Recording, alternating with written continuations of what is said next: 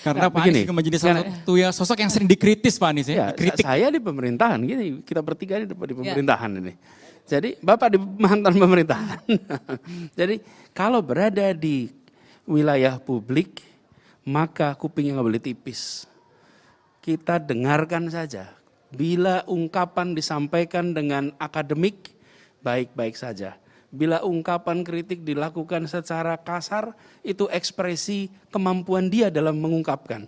Tapi bagi saya yang sedang bekerja, ini semua adalah ungkapan pendapat rakyat. Baik yang mendukung, baik yang tidak mendukung, baik yang mencaci, baik yang kata-katanya kasar. Makin kasar kata-katanya, itu makin mempermalukan dirinya sendiri, bukan saya. Jadi saya tidak perlu merasa masalah. Dan yang kedua, jangan tempatkan misalnya seperti Jakarta sebagai masalah pribadi. Jadi ini Jakarta nih, saya tempelin di sini. Gitu ya, jangan baper. Ya, jadi jangan bawa perasaan. Ini Jakarta nih, ini kita bahas nih. Ada yang mengatakan plus, ada yang mengatakan minus. Saya sedang diamanati selama 3 tahun terakhir ini mengurus masalah di Jakarta. Apakah masalahnya baru mulai 3 tahun terakhir? Tidak, masalahnya sudah ada lama.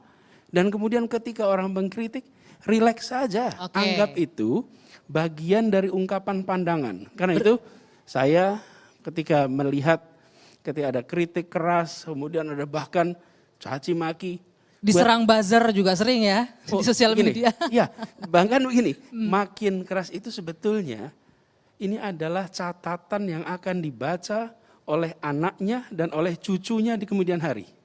Dan ketika saya hari ini menjawab, jawaban saya juga jawaban yang akan direkam. Ini beda dengan dulu ketika catatan itu tidak ada. Hari ini apa yang kita katakan akan terekam hampir permanen. Ya, ada jejak digitalnya karena sekarang. Itu termasuk bagi buzzer, siapapun yang berungkap itu jangan sampai di kemudian hari harus mendelete yang ditulis. Ketika seseorang mendelete yang ditulis, maka itu sebenarnya dia sedang mengatakan saya malu pada diri saya sendiri. Nah, jadi saya kalau melihat ini proses demokrasi. Dari dulu sebetulnya ada ini, Mbak. Apa bedanya? Dulu obrolan warung kopi tidak terdengar. Kenapa? Karena tidak ada medianya. Hari ini ngobrol warung kopi terus tweet. Ngobrol di mana terus tweet. Jadi dulu telinga hanya 2, sekarang telinga ada 1.000, ada 2.000. Tapi kritik itu bukan hal baru. Kalau berada di wilayah publik, maka dia harus siap untuk menjadi kotak pos kritik dari siapapun. Nah, ini menarik.